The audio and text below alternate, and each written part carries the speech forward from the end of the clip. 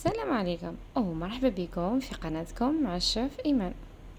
انا اليوم جيت راح نشارك معكم الترند اللي متاكده انا بلي انا اخر وحده راح نشاركه معكم، واللي هي كيكه لندن اللي كانت دارت ضجه كبيره مؤخرا. كيكه لندن كيكه هايله بزاف ومعروفه بالذوق نتاعها الهبال، ضربه في البناء، وهي مزيج ما بين ذوق الكاكاو والشوكولا وذوق الكراميل والنسكافيه. كيكه هايله بزاف. دوكا ما عليا نقول لكم غير تبعوا معايا الفيديو الاخير باش تشوفوا اليوم كيكه لندن. جيت نشاركها معكم بطريقتي وبلمسه الشيف ايمان. نقولوا بسم الله ونبداو على بركه الله. واش نحتاجو في كيكه لندن تاعنا؟ اول حاجه عندي 500 غرام نتاع الكريمه السائله، تكون لا ماتيير دو غراس تاعها 35% ماده دسمه. نبدا نحطها حتى تسخن وين تغلي معايا. والشيكولا نتاعي داكنه لهنا ديت 500 غرام اللي راح نحطها حتى على حمام مائي لكن ما نخلطهاش. بعد ما كانت سخنت معايا حطيت عليها الكريمه السائله اللي كنت حطيتها حتى هي حتى وين سخنت معايا جيدا، وراح نحطها على بعضهم ونخليها مده 2 دقائق. ونزيد نحط عليها لهنايا 150 غرام نتاع الزبده. لهنا انا حطيت الزبده ما حطيتش المارغرين. بعد ما خليتهم مده 2 دقائق لهنايا يعني الشوكولا تاعي تزيد تذوب شويه، وراح نبدا نحرك فيهم باش نخلط جميع المكونات تاعي ونتحصل على غاناش هايله بزاف. هايلك من هنا بعد ما خلطت المكونات تاعي جيدا اللي كانت الكريمه السائله نسخنوها ونحطوا لها الشوكولا السوداء وحطينا لها 150 غرام نتاع الزبده. ولهنا بعد ما خلطتها مليح راح ندير 1 دقيقه بالبرا ميكسور باش نمزج جميع المكونات، وفي نفس الوقت نخرج لا بغيونس اللي في الغاناش نتاعي. نغطيهم لهنا اون كونتاكت بالبابي فيلم، وراح نحطهم في حين نوجد الكيكه نتاعي ولا البسكويت تاعي اللي فيه 4 حبات بيض. كنت حطيت 400 غرام نتاع السكر. لهنا تقدروا تدوا 300 غرام سكر ابيض و100 غرام سكر بني، لكن انا ما توفرش معايا حطيت كامل كميه سكر عادي اللي هي 400 غرام. حطيت رشه الملح والمغرفه الكبيره نتاع الفاني. راح نخلط الخليط نتاعي جيدا حتى وين ما يبيض معايا ويذوب السكر ويتضاعف الحجم نتاعها كما راكم تشوفوا. كي نلحق القوام هذا راح نجيب الزيت نتاعي اللي كنت اديت فيه 240 غرام نتاع زيت. راح نحطها بالتدريج كما راكم تشوفوا معايا. كما راح نجيب لهنا نحط الكاس نتاع الحليب نتاعي اللي كان دافي، فيه 360 غرام نتاع حليب دافي ايضا راح نحطه بالتدريج لهنا. الزيت حطيت 240، الحليب حطيت 360 غرام ونخلط. وراكم شفتوني حطيتهم بالتدريج. لهنا جبت 250 غرام نتاع فارينة اللي كنت غربلتها، راح نحط عليها 70 غرام كاكاو بني، ونزيد عليها 30 غرام كاكاو الاسود. لهنا لازم تصفيوهم والا راح يبقاو لكم هذوك اللي غمو اللي راكم تشوفوهم في الصفايه.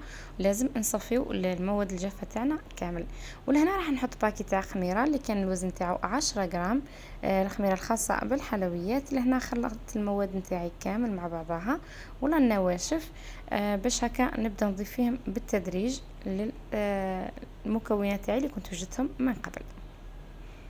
نحطو غير بشويه نصف الكميه ونخلط غير بالفوي، باش تحاذروا على الخليط تاعكم ما يهبط لكمش. ولهنا راح نكمل نضيف الشيء المتبقى لي من المواد الناشفه ونخلطهم مليح في حين الفرن تاعي يكون مسخن، يعني يكون سخنته من قبل على الاقل بنص ساعه. المهم خلط جيدا حتى وين ما تحصلت على القوام هذا، ونشوف يعني الخليط نتاعي ما فيش تكتلات نتاع الفارينه ولا النواشف اللي كنا حطيناهم. لهنا جبت السنيوه نتاعي اللي كانت 30 على 40 وحطيت فيها البابي كويسون وحطيت فيها الخليط نتاعي. راح ندخلها على فرن قلت لكم مسخن على 180 درجه، نخليها لمده 4 ساعة ونشوفها. لهنا راجع لكم على حسب العلي نتاع الكيكه نتاعكم ولا البسكويت تاعكم اللي رايحين تطيبوه. في جهه واحده اخرى في ريسيبيون عفوا نجيبو كاس تاع لاشونتيي، حطيت عليه نص كاس نتاع الحليب. الحليب لهنا من الاحسن يكون بارد ونخلط مليح. لهنا لازم نطلعوا لاشونتيي تاعنا مليح. لهنايا لاشونتيي تاعي انا راح نخدمها بذوق الكراميل. كما تعرفوا كيكة لندن هي فيها السكر يخدموه يكرملوه باش يخدموا الكريمة الخاصة بالكراميل، لكن انا حبيت نختصر لكم المرحلة هذه وما تضلوش تخدموا في الكراميل وبزاف ومنه. اختصرت المرحلة هذه ودرت لا كريم شانتيي وحطيت عليها ذوق الكراميل، كراميل طوفيا، باش هكا نختصر المراحل يعني وما تطولوش بزاف في الكيكه نتاعكم. ولهنا باش نعزز الذوق القوام عفوا نتاع الكراميل زدت حطيت عليها زوج مغارف كبار نتاع الكابتشينو باش يعطوني بنه هايله بزاف وندي شويه المذاق نتاع القهوه. كما تعرفوا كيكه لندن معروفه بذوق قلنا الشوكولا والكراميل. هاي لكم الكريمه نتاعي نحطها في الثلاجه حتى بعد ما يطيب البسكويت تاعي وكان برد اللي ضروري تخلوه يبرد. هاي لكم بعد ما قسمته، يعني انا حبيت ندير فيها 3 طبقات وما تقدروا ديروا زوج ولا ديروا 3 طبقات، هذه حاجه اختياريه.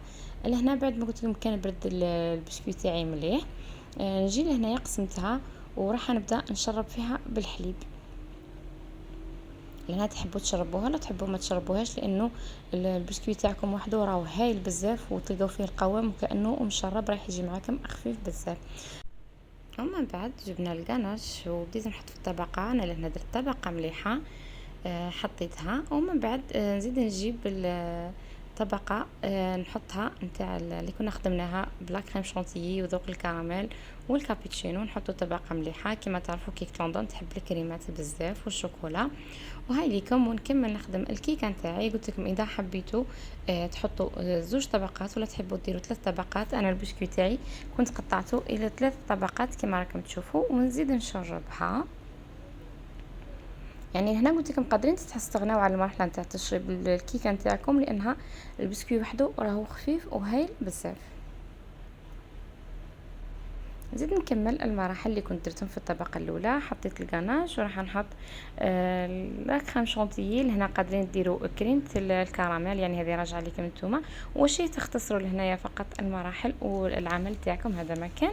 كملت حطيت الطبقه الاخيره ومن بعد الكاناش اللي كانت بقات معايا كنت حطيتها على الكيكه نتاعي وراح نخدم لها التزيين يعني الكلاسيكي العادي الكيكه لندن. كما تعرفوا التزيين البسيط نتاعها هذا هو. انا لا كريم الكاناش تاعي عفوا ما كملتليش زينت لي الكيكه كامله. المهم شاركت معكم هذا الشيء اللي بقى معايا من الكاناش نتاعي وخليت لها التزيين تاعها عادي كلاسيكي. حطيتها تبرد، ضروري تحطوها تبرد بعد ما تحطوا الطبقات، يعني لازم اقل شيء ترتاح ساعه باش تقدروا تقطعوها وتقدموها. هاي لكم كيكه لندن تاعي انا جاتني هايله بزاف، فيها طبقات بنان بزاف، بسكوي مشرب هايل، الكاناش البنه والذوق تاعها كيكون بالشوكولا السوداء.